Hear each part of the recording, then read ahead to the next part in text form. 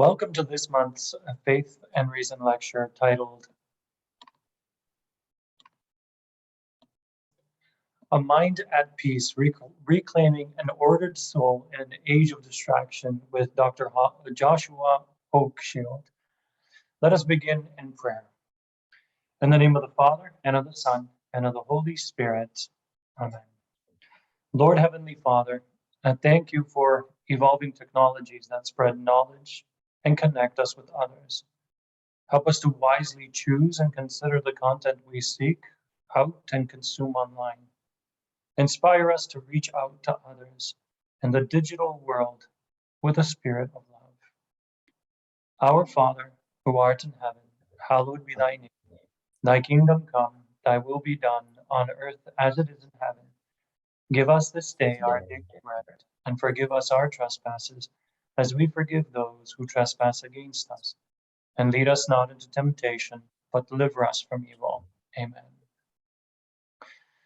Now, let us welcome our guest lecturer, Dr. Joshua Hochschild. Joshua P. Hochschild is a professor of philosophy and director of philosophy, politics, and economics at Mount St. Mary's University, where he also served 6 years as the inaugural dean of the College of Liberal Arts. In addition to scholarly articles and books in medieval logic, metaphysics, ethics, and social thought, his writing has appeared in Commonweal, First Things, Front Porch Republic, and the Wall Street Journal. He is co-author with Christopher Blum of A Mind at Peace, Reclaiming an Ordered Soul in the Age of Distraction, 2017. And for 2020-2021, he is president of the American Catholic Philosophical Association. He and his wife and their 4 children live in Emmitsburg, Maryland. Today, he will be exploring how digital technology is changing us, how our smartphones and social media are transforming our relationships and behaviors, our desires, and very sense of self. Various authors have focused on challenges of social media in social and political terms, others in the philosophical, in psychological and neurological. This lecture invites you to face the challenges of digital media as an opportunity to draw on Christian spiritual wisdom and classical conceptions of powers and virtues of the soul. Before Dr. Joshua Hochschild begins, I'd like to invite you to share your questions anytime during the lecture in the Q&A box found below on your dashboard. Welcome, Dr. Joshua Hochschild. We are thrilled that you are here with us today. Thank you so much, Father Mark. I'm so glad that I can be with you, even if only virtually. There are virtues to digital technology, and I don't want anyone to mistakenly think that I'm just going to be criticizing it. And one of the virtues is that we can philosophize together. When I was invited to give this talk, I think the invitation was inspired by the book that I co-authored, that Father Mark mentioned in the introduction. And so the title that was given for the talk is taken from the book. And I think if now that I have the lecture ready, I think I would change one word in the title.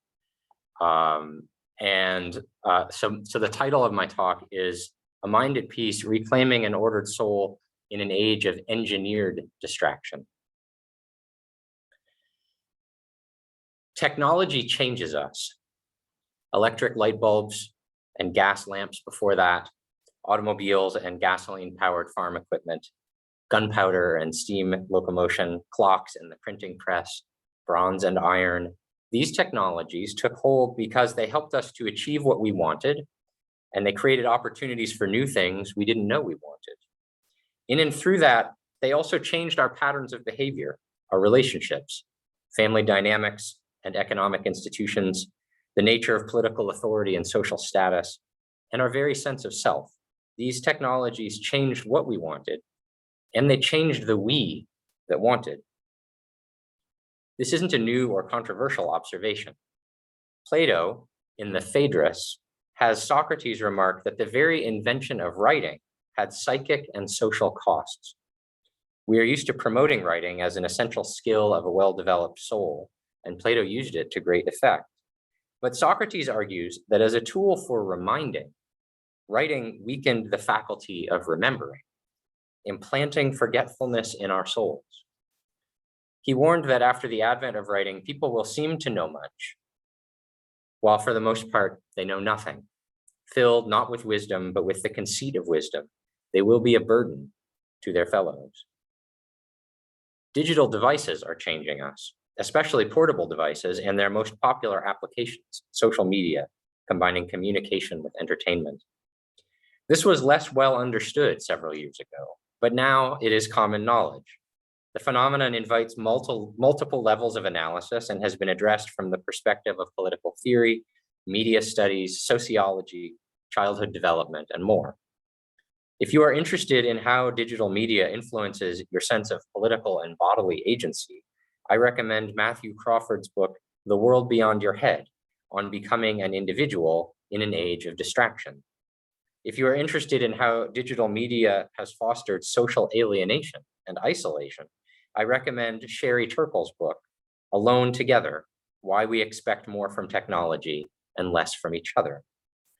For practical advice about how to discipline your use of digital media, you can try Cal Newport's book, Deep Work, Rules for Focused Success in a Distracted World. And for neuroscientific analysis of the way the new online ecosystem puts such stress on our old biological hardware, there is The Distracted Mind, Ancient Brains in a High-Tech World by Adam Gazzaley and Larry Rosen. My approach in this talk is to follow Plato's lead and ask about this technology, what does it change in our soul?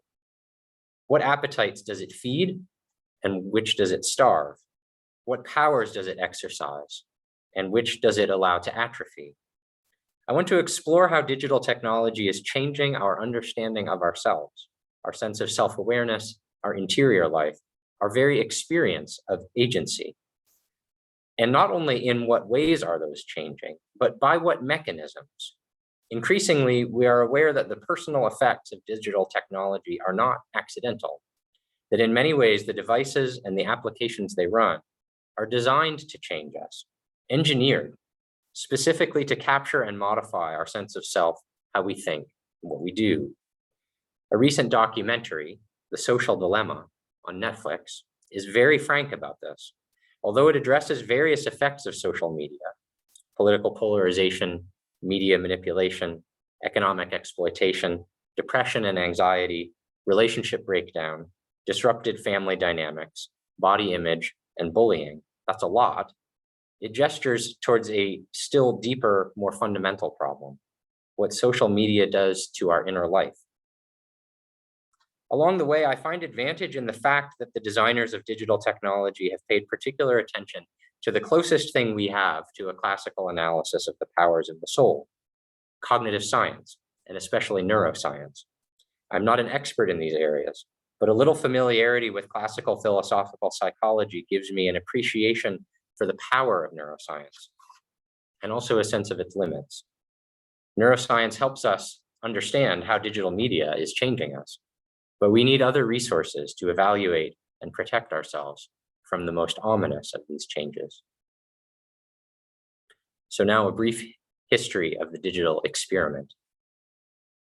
The term smartphone was coined in the 1990s, but the word, and for most of us, the very idea, didn't become common until the iPhone was released in 2007.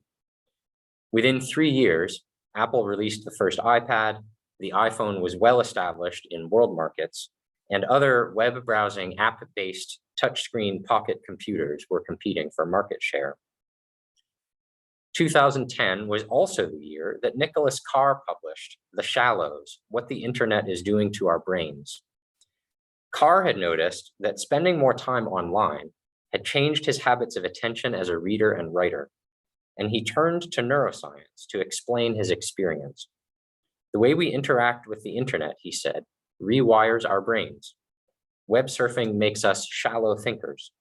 The interruption, the scrolling, the clicking all break up our attention and prevent information from getting from working memory to long-term memory. The abundance of stimuli presents too much cognitive load. The brain adapts thanks to its neuroplasticity, literally reconfiguring its patterns of activity, making it easier for us to keep scrolling and multitasking, but harder to concentrate, to remember, to contemplate. Although concerned mainly with the internet in general, rather than specifically with portable devices, Carr described phenomena that the advent of the smartphone accelerated. Carr's attention to the neurological effects of online life is well complemented by a reflection 5 years ago from Andrew Sullivan, when he checked himself into rehab for digital addiction. The 7,000-word essay he published about that experience, what led him there, how close he was to breaking down, and what it was like to suffer withdrawal, foregrounds the spiritual dimension of what was at stake. The original print title was My Distraction Sickness and Yours. Online and in his newly published collection of essays, it is called I Used to Be a Human Being. It describes more than just his personal experience, but a new epidemic of distraction, which is our civilization's specific weakness. And the problem is spiritual. As Sullivan put it, the threat is not so much to our minds, even as they shapeshift under pressure. The threat is to our souls. At this rate, he says, if the noise does not relent, we might forget we even have any. Sullivan aptly draws on traditional religion to make sense of this challenge. The Judeo-Christian tradition, he says, recognized a critical distinction and tension between noise and silence, between getting through the day and getting a grip on one's whole life. The Sabbath, the Jewish institution co-opted by Christianity, was a collective imposition of relative silence, he continues, a moment of calm to reflect on our lives under the light of eternity. According to Sullivan, the loss of a cultural habit of Sabbath changes us. It slowly removes, without our even noticing it, the very spaces where we gain a footing in our own minds and souls that is not captive to constant pressures or desires or duties. And the smartphone has all but banished them. I want to try to bridge the gap between these two discourses, brains and souls, the neuroscientific objectivity of Carr and the spiritual interiority of Sullivan. I believe philosophical approaches to the soul help us to bridge that gap. But first, it will help for us to attend to an attempt to bridge it technologically, the project of artificial intelligence. The advances in computer processing that have made portable digital devices possible have also enabled the collection and analysis and use of data on a scale and in a manner never before imagined. And advances in artificial intelligence are informing the design of digital technology so that now it is not just the case that digital media devices happen to change us, but that more than any other previous technology, they are designed to change us. The next section is called Admitting We Have a Problem. We know that social media isn't really free. We aren't the customer, but the product. That is to say, by using social media, we are voluntarily providing information about ourselves, and that information is valuable. But a common misunderstanding is that social media companies collect data to sell it, leading many to assume that the problems we face relate primarily to privacy and economic exploitation. In fact, however, social media companies don't exactly sell the data they collect. It's too valuable to sell. As conveyed in the documentary, The Social Dilemma, the collected data holds the key to change our behavior. In the words of Jaron Lanier, who helped design artificial intelligence, but now warns of its dangers, the goal is changing what you do, what you think, who you are. Tim Kendall, the former director of monetization at Facebook, says the question driving social media companies is, how much of your life can we get you to give us? Social media wants you without any regard for your own good. Ethicist Tristan Harris, now president for the Center for Humane Technology, explains social media isn't a tool that's just waiting to be used. It has its own goals. It has its own means of pursuing them by using your psychology against you. Even from a purely economic perspective, the industry exploits its users. The business model has been called surveillance capitalism, in which profit comes from the promise of a kind of psychological custody. Every major smartphone app, especially social media, is the interface for an artificial intelligence algorithm which constantly processes everything it learns about you, updating a virtual representation of you, testing hypotheses about it against your real behavior, and continuing to update the model. The goal is not merely to predict your patterns of behavior, but by presenting you with customized digital stimuli to actually shape what you do. Through its app, a social media company doesn't serve people, but makes markets in them. What is commodified is not information from and about you, but your very attention and behavior. In market terms, Shoshana Zuboff of the Harvard Business School calls it trading in human futures. It is thus not merely your data that these companies try to harvest, but your mind and your will. In the documentary, Lanier clarifies the product of social media is not information or attention, but the gradual, slight, imperceptible change in your own behavior and perception. Harris uses more directly moral terms. It's seducing you. It's manipulating you. It wants things from you. Manipulation, seduction, it wants things. Do you hear the language of temptation, of spiritual danger? These tech leaders have seen it, have participated in it. They engineered it and they profited from it. Yet they have also protected their own children from it. And they are naturally horrified by it. They apparently feel guilt and even seek absolution through activism and a new evangelization.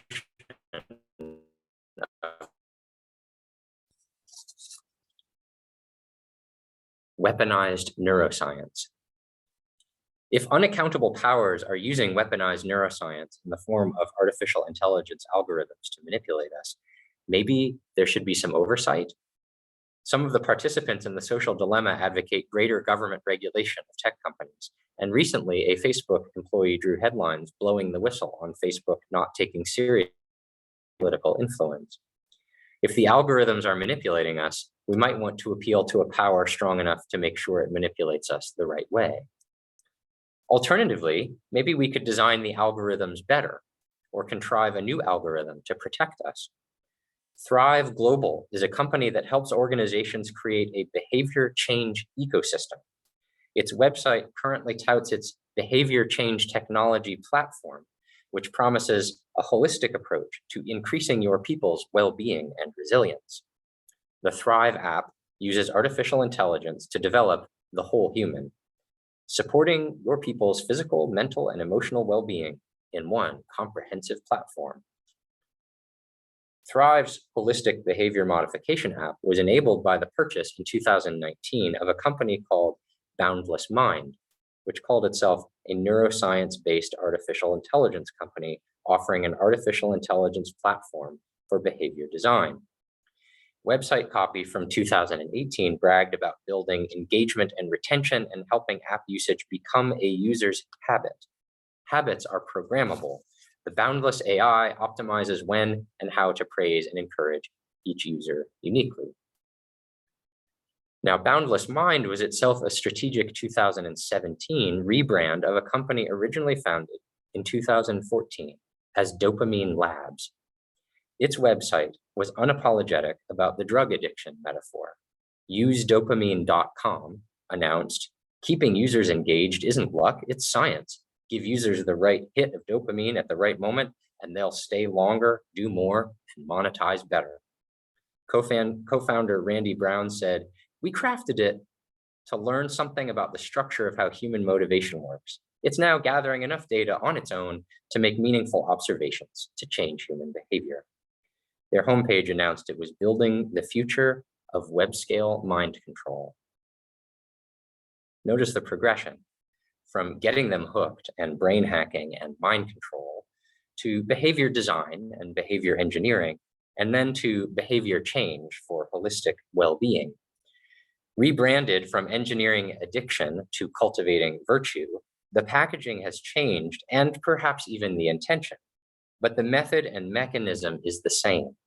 Artificial intelligence does not so much fortify the self against manipulation, but only submit it to a more comprehensive, benevolent version of manipulation. It is understandable that we would respond to the dangers of technology by seeking better oversight or more humane design. But if that is all we do, we are only accepting a technocratic paradigm that gave rise to our concerns, a paradigm that sees people as means and not ends, and that doesn't take responsibility for action, and that doesn't care about the truth. A technocrat only focuses on the effectiveness of a means to a given end, with no wonder about what end that should be. That may well describe the operation of artificial intelligence, but it can't be the attitude of actually intelligent human beings who want to know how to resist the influence of the algorithm.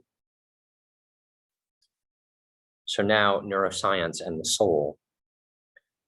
One aspect of the Social Dilemma documentary manages to convey the spiritual stakes of this technocratic nightmare quite vividly.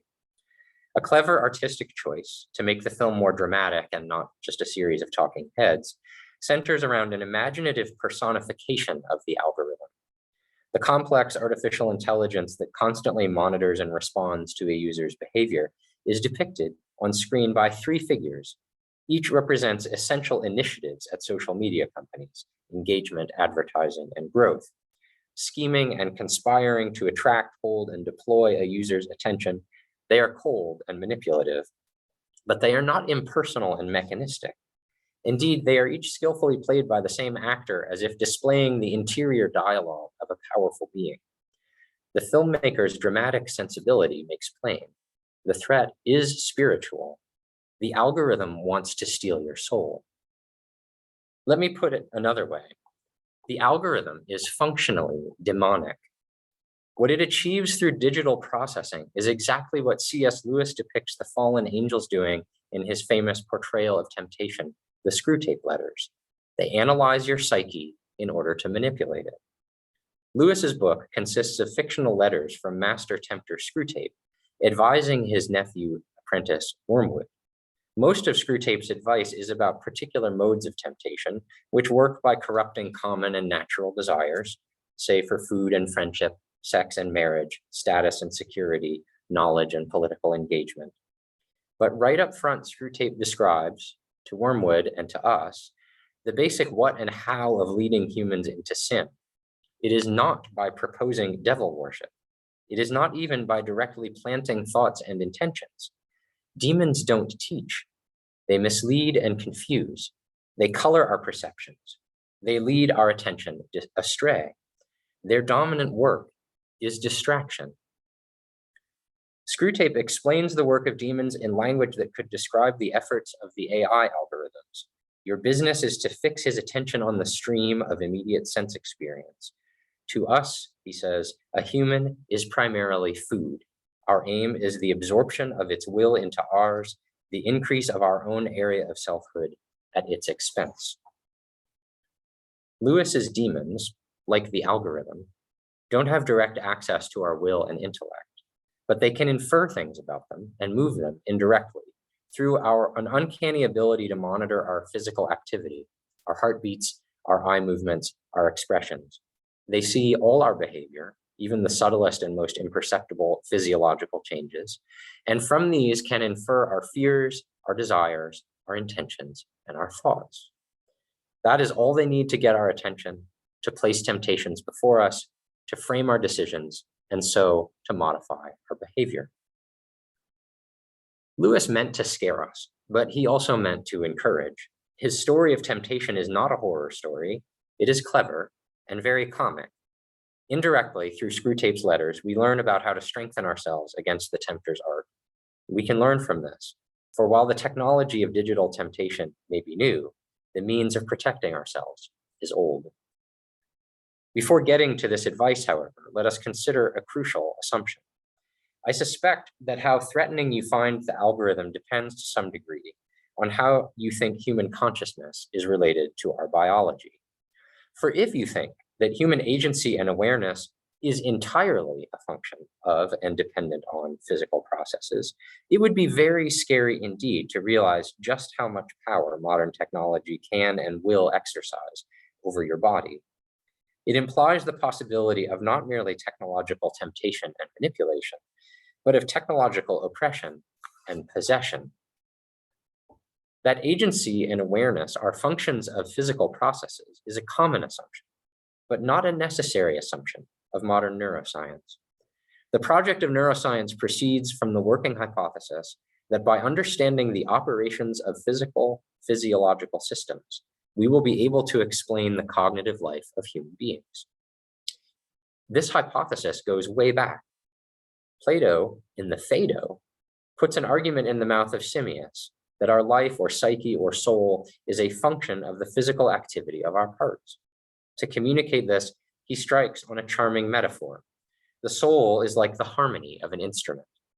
It is an attractive hypothesis, for it seems to account for the features of the life power that we regard as mysterious. Like music coming from an instrument, it is invisible, it is valuable, it can't exactly be reduced to physical structure nor located in one part or another of the physical instrument, and yet one can kill a harmony by physically damaging the instrument. The soul as harmony, as a function of physical activity, fits with all of this. In the Phaedo, Socrates quickly demolishes the theory. A harmony has no power to direct or rule the instrument. The instrument directs or rules the harmony. Socrates does not deny that the soul is affected by the body, nor that we can learn about the soul's powers by studying the body. But in large part due to its ruling or providence over the body, the soul is even more marvelous than a musical harmony.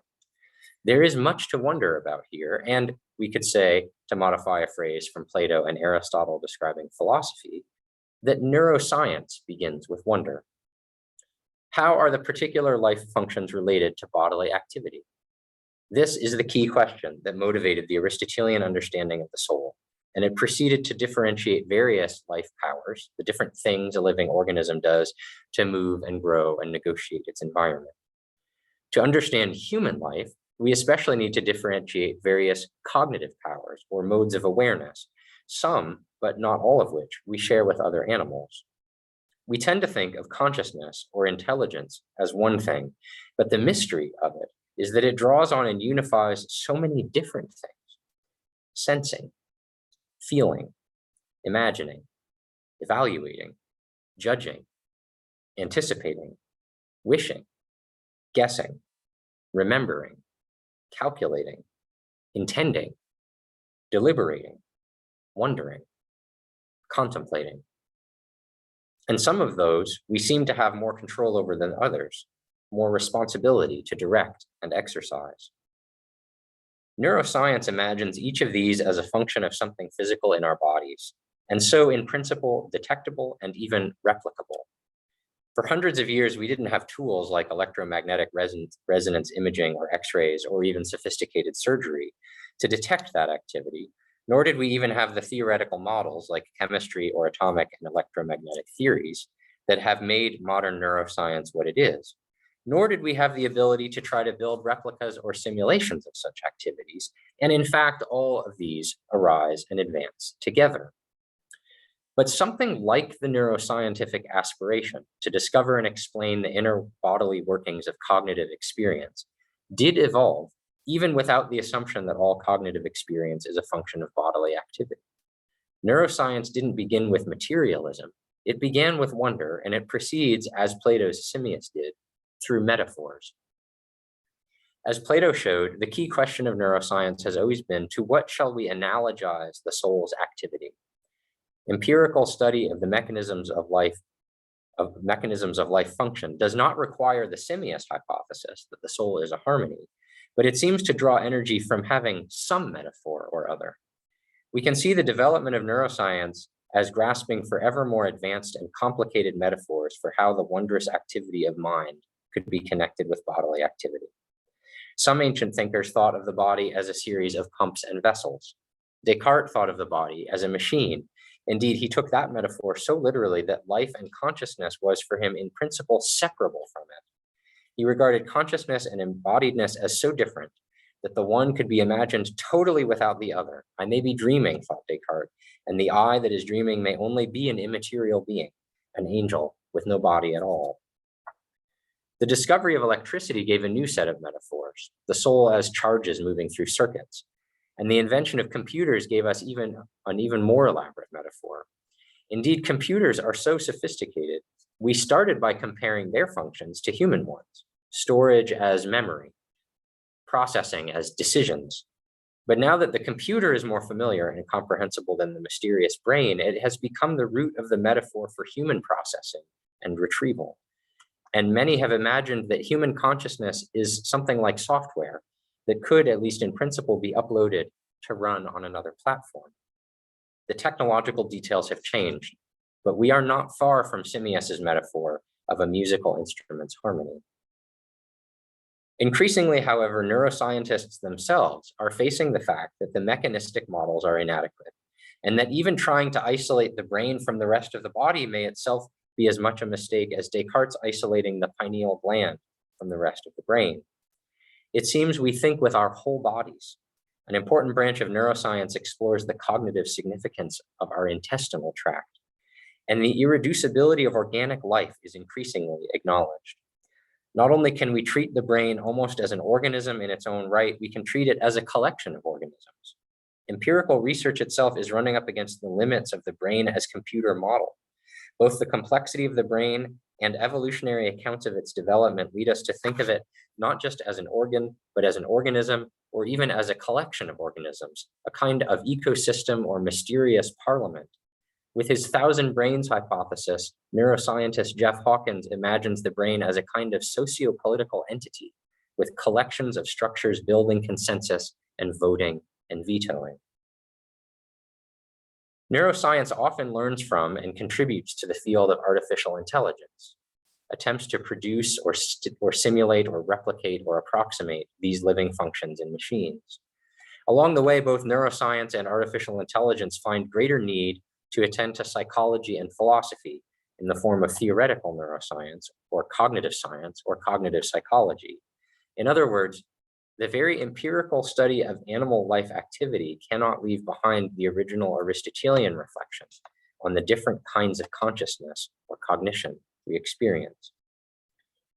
Whatever metaphor hypothesis neuroscientists work with informs their research into the brain, and it also suggests the best hopes of replicating the brain's work by artificial means. So maybe your consciousness is not a harmony, a pump, a network of gears and levers, a collection of circuits, nor even a deterministic software program. Maybe instead it is a complex self-learning algorithm, rewriting itself in iterative feedback loops of parallel processing. Maybe. Yet there remain some pesky functions, used even in pursuing empirical science, but which are not captured in even our most advanced metaphors or models. Human memory is not mere retrieval, but an act of conjuring, inherently creative and akin to imagination. Deciding is not simply running a subroutine, but an exercise of agency, of will.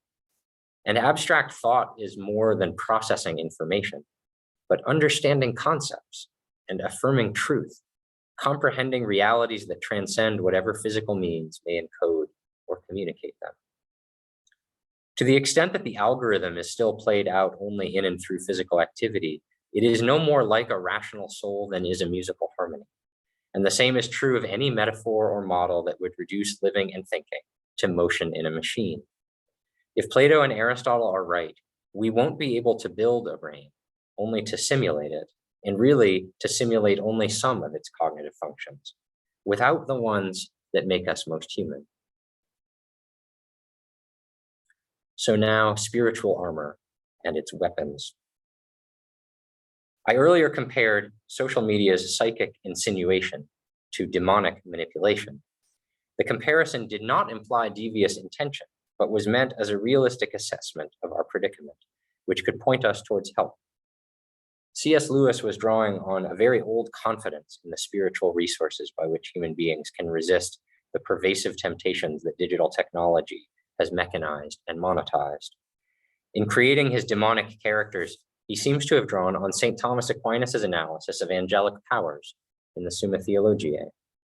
Aquinas takes up the puzzle of how purely spiritual beings could interact with, much less influence, the embodied rational animal. Strictly speaking, our will and intellect can only be known directly by God. But even observant human beings can sometimes discern your secret thoughts and intentions through their effects, subtle muscle movements, the direction of a glance, the quickening pulse, the drain of blood from your face. Angels, fallen and otherwise, can do this even better than any human being or analytic tool. And while they can thus guess at our thoughts and intentions, which remain subject to our will, they have more immediate access to our imaginations and desires as embedded in our bodily natures. So they can't control our will and intellect, but they can tempt us through our feelings and perceptions. Now, temptation is not puppetry. Spiritual creatures can't directly move our wills, but they can sway us in the manner of an orator, anticipating our preconceptions or provoking our passions. Temptation doesn't control choice, but it modifies what we perceive as choice-worthy. Arousing passions of anger and craving, tempting spirits can make it easier for us to consent to what we otherwise would not. So demons stimulate our behaviors through a craft akin to rhetoric.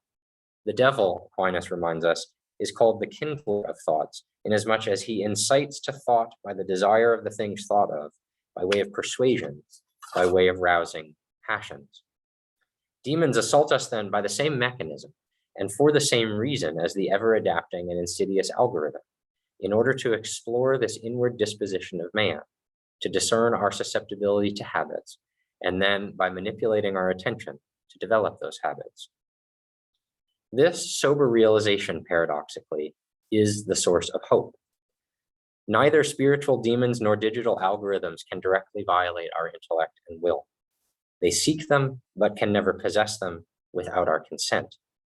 The defense against the new dark arts of Silicon Valley thus relies on the same tools as ancient spiritual warfare, especially custody of our attention. Of course, demons attack our weaknesses. Virtues have been called the spiritual armor protecting us from assault, and it is vice that makes us vulnerable. But even here, demons need opportunity to attack. Advising Wormwood on effective methods of temptation, Screwtape warns against letting his target engage in basic exercises of will and reason. Going for a walk, reading a book, even asking questions. These are all powerful human defenses against the distractions of the devil. Individual acts of thinking and choosing for oneself, exercising self-awareness and taking responsibility for one's actions and thoughts, the distinctive activities of the rational animal, are themselves safeguards against the soul snatcher's designs. I hope attending a philosophy lecture can be an occasion for soul strengthening too.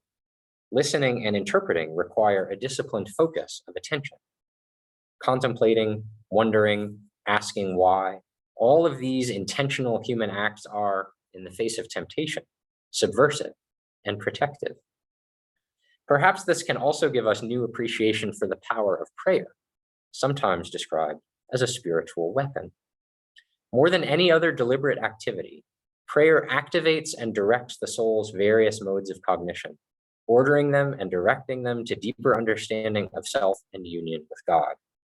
Think of the four phases of traditional Lectio Divina: reading, meditation, prayer, and contemplation, each focusing and directing in a different way the intellect and will and ordering them to God, receiving and interpreting words, considering their meaning and application, addressing God in specific intentions, and lovingly receiving God's presence. Or consider the spiritual exercises of St. Ignatius of Loyola, a classic handbook for retreat. The standard cycles of prayer repeat 3 steps, each demanding discipline over one's attention. First, composition, exercising sins, visualizing oneself in the presence of other people, even imagining particular sensations of smell, touch, and hearing, all to be more aware of one's soul and put oneself in the presence of God. Second, analysis, activating the intellect, conceiving, understanding, and assenting to truths, reasoning about their implications and connections, contemplating them. And third, colloquy, reflecting on choices and principles of choice, resolving to make good decisions, exerting the will in acts of humility and love. This method of prayer exercises the traditional Trinitarian powers of the soul, memory, intellect, and will, Three powers that incidentally the algorithm wants but cannot access without our cooperation. The three powers that the most advanced artificial intelligence will prove incapable of simulating. At a very basic level, simply directing our attention, taking responsibility for what we give our cognitive energy to, we experience the mysterious agency that Semius's harmony theory could not account for, and we discipline the very thing that digital media is so eager to distract. The powers that neuroscience thus finds most elusive are the powers that can protect us from assault. As it has ever been, the central challenge of spiritual discipline is, are we choosing where to give our attention? Attention is the inner energy of the soul, and when it is sucked away and diverted, the soul falls into asadia, spiritual sloth, a failure of the will to act. And a path to the deadly apathy of asadia is its daughter vice of curiositas, which we may call a cognitive intemperance, discharging the energy of the soul's attention without the discipline of intention. Digital technology depends on and fosters and exploits this cognitive intemperance. This is why so many of the books mentioned at the beginning address the problem of distraction. In our natural environment, we have plenty of things to distract us, but also plenty to remind us where we must give our attention and move us to action. What is unprecedented about the environment of social media is its potentially limitless distraction. The age of digital media has unleashed a profoundly threatening human experience. By drawing us to waste not only our time, but our attention, social media seduces us to waste our souls. Our brightest engineers have trained our most powerful technology to act with the psychological craftiness of demons. But like the hapless targets of Screwtape and Wormwood, to protect ourselves from the tempting distractions of technology, we can begin by asking about it and recognizing it for what it is, by wondering about our nature and remembering who we are. We can go for a walk or read a book. We can philosophize and pray. Thank you very much.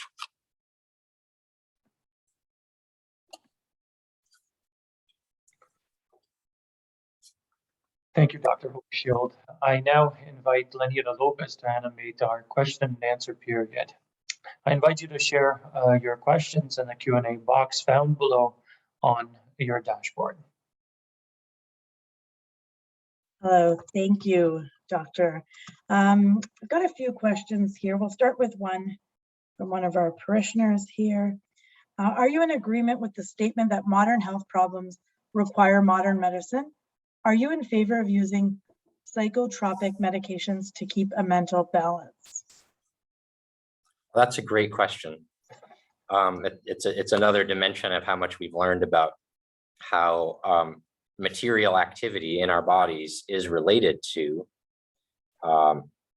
cognitive, emotional, spiritual well-being. So I think I want to give a very, very qualified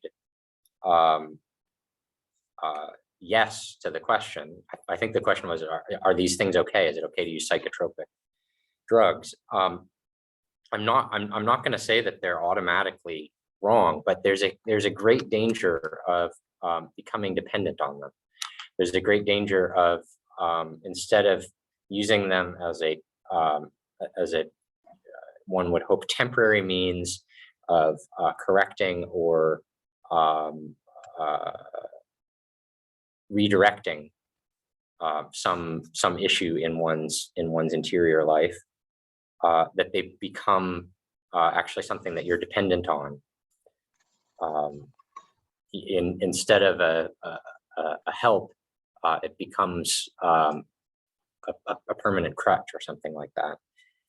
And you know, I'm not an expert in this area, and there are so many different kinds of things that people can need help with that I'm not gonna make sort of blanket statements. But I would just say that I think anybody who has approached psychotropic treatment is aware that there must be a line between appropriate and inappropriate use It's got to be an area where only the people who know a lot more than I do about it would be able to actually judge what counts as moderation in the use of such things. I hope that's an adequate answer. Thank you. That was great. So you too, Professor, you're on campus and we're on campus. What Yes. changes have you seen in college students during the time that smartphones became widespread? That's a great question. It's actually one of the things that led Chris Bloom and I to want to write this book. The book was his idea. He envisioned a kind of outline for me to talk with him about it and to share in the authoring of it. But he and I are at similar stages of life. We both have kids who we started families before the age of digital technology, and now we have kids who are older who have grown up part of their lives with smartphones. When we started teaching both at the same time 25 years ago, these things didn't exist, and now today a college freshman might have had a smartphone in 6th or 7th grade. So frankly, I see a major difference in the ability to attend to serious reading. I have an essay about the impact of smartphones on attention that I used to assign to freshmen. And when I first assigned it, maybe 7 or 8 years ago, I would ask students on the day that it was due, how many of you could read the essay all in one sitting without being interrupted, without checking, without checking your smartphone. And, some of them could have done that, right? And today I think I wouldn't get any hands. It's not a long essay, 8 or 10 pages. People are just used to, and I feel it in myself, right? Part of why I wanted to write this book is that I wanted to understand sort of like Andrew Sullivan and Nicholas Carr wanted to understand how is this technology affecting me and my ability to do the kind of research and study that I value. So I think it's very challenging. And I should note that in saying this, I'm not blaming the students, and I'm not accusing them of a moral failing. I'm saying that they've been the subject of a vast experiment. They've grown up with challenges that I'm very grateful I didn't have when I was their age. And I think we have to think very strategically about how to help young people gain a sense of moderation and discipline with such devices. A lot of them, this is something that Sherry Turkle's research found. I mentioned one of her books. A lot of young people are very, very dissatisfied with the role of social media in their lives and are very happy to find structures and communities of support where those things are disciplined and where there's a sort of a regimen to when they're used and when they're not. It's become almost a luxury good to have space in one's life with no technology. Elite private schools have bans on cell phones. Fancy rich couples who pay for nannies will pay a premium for a nanny who doesn't have a smartphone because they don't want smartphones around their kids. So, I mean, we're all blessed by these things, but people who have the means to go the extra mile and take control are actually trying to contain how much influence they have in their lives. I believe Steve Jobs also, it said that he didn't want his own children to use the devices. That's I right. understood that all, right? Like he didn't. That's right. Oh. Yeah, almost every major digital media, social media, tech company executive with kids has said that he doesn't let his kids use these things, and that tells you something. It does. A child in my family, when was shown a regular like photo, instantly just tried to. I did make it bigger.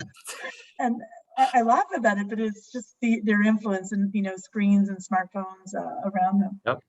Yeah. So another question: what concrete steps can we take to build virtue in use of digital technology? So that's a great question, and I realize that my talk is not very practical. There's a kind of abstract discussion of practical advice at the very end. But that really is the key question, right? So what can we do in our daily lives? And that's part of, I'm not trying to turn into someone who's just promoting his book, but that is part of what A Mind at Peace is about. So Chris Bloom and I are both academics and philosophers, but it's not an academic book. And I don't think we could have written this book if we hadn't studied what we've studied, but we're not writing for other philosophers. It's meant to be a very, very practical spiritual self-help book. And the chapters are divided into different functions and powers of the soul and different ways that we need to discipline them and cultivate virtue in those areas. And so that's the short answer to the question, what can you practically do? You need to do something like take an account of your own habits and interior life and reflect on those areas that need work and take practical steps to work on them. One of the things that we include at the end of each chapter in the book are some reflection questions. And the reflection questions, if you collected them all together, would almost make a kind of technological examination of conscience. So they ask things like, am I too attached to listening to music? Have I lost an old hobby or skill that I used to take pleasure in? Do I give enough attention to my friends? Do I find that I'm wasting time at certain times of day? Very, very specific questions that are the kinds of things that I think a modern person needs to think about in examining one's conscience. If you read through a typical examination of conscience, right, they're all good questions, but they're questions that human beings have asked for hundreds of years. It's all the same questions because human sins are all the same. But there's a way in which we need to very intentionally think about the environment we're in exposes us to very new specific versions of these old temptations, right? And we need to be aware of that and ask ourselves about it. Sometimes it's a matter of talking to friends and say, hey, can you keep me accountable? I'm going to try to, stay off of Facebook for Lent. Let's do that together. Sometimes it's, agreeing with the family. Hey, let's all make sure our phones are in the other room so we can, enjoy a family meal. For some people, that's very hard. For some people, that's very basic and they're ready for the next step. But there are lots and lots of very little specific things that you can do to sort of regain intentionality over your use and not let yourself sort of slide into just pouring all of your attention into the screen. Thank you. Another great question. Have you noticed any differences in how people understand the moral significance of smartphone use since you published A Mind at Peace 4 years ago? That is a great question. I think when the book came out almost exactly 4 years ago, it came out in the fall of 2017, and Chris and I spent the fall of 2016 sort of talking about the plan for the book, and spring of 2016 writing it. And as we were writing it, it was starting to become more commonly understood that this technology was unhealthy for us. It was still a kind of contentious thing to talk about in some cases, but psychological studies were coming out that were talking about, well, actually, there is a form of addiction that people have to this technology. There were the first warnings about how how young people should have screen time limited. By now, if you go to the pediatrician's office, it's one of the many forms they have you fill out about home life and healthy dynamics for kids. So that wasn't happening 4 years ago. Pediatricians weren't asking how much screen time does your kid have, but now every pediatrician will ask about that. Now we know that literally people's brains do become addicted to it, and that's not just accidental because the technology was designed to make us addicted. It's a little bit like casinos are also designed to make you hooked. There's certain things about them that have been engineered to make you more vulnerable to opening up your wallet and leaving money on the table. And so, in addition, I think there's a lot more call for regulation, for oversight, for reform. So that's why you have these independent initiatives to oversee humane design, or you have people calling for government intervention. And I think that's all well and good. I mean, I'm not saying that's not part of the answer, but we can't just trust the next app to fix it for us, or a new bill from Congress to fix it for us. It's our problem. It's our spiritual discipline that's being threatened, and we have to step up. Thank you. That's it for questions, but Professor, I know that we record these and we upload it Yes. on our YouTube channel. So I know that some students will be tuning in and they will be asking questions, and I will forward Super. them to you. I would if love that's to receive okay. questions. You can collect them. I'm also willing, if people want to write me, my email address is available online. And if I sounded like a big downer on social media, I'm also on Twitter. I try not to be too much of a hypocrite, but I try to philosophize through social media. And so I'd be happy to interact with students through that, as well as email. Fantastic. Thank you. Father Mark? Thank you once again, Dr. Hochschild. You have given us much to think about and much to pray about, and possibly a reason to do an examination of conscience. But right now, let us turn to the Lord and give thanks for this lecture. Glory be to the Father, and to the Son, and to the Holy Spirit, as it was in the beginning, is now, and ever shall be, world without end. Amen. Amen. And thank you to all our viewers for joining our Faith and Reason lecture tonight. Our next online event will take place on Saturday, December 4th, and it will be our Advent retreat with Sister Agnes of the Franciscans of the Renewal. Please join us for this retreat to prepare the way for the Lord for Christmas. Once again, thank you for joining us, and God bless you all. Thank you. Thank you very much. Bless you all. Good night. Thank you.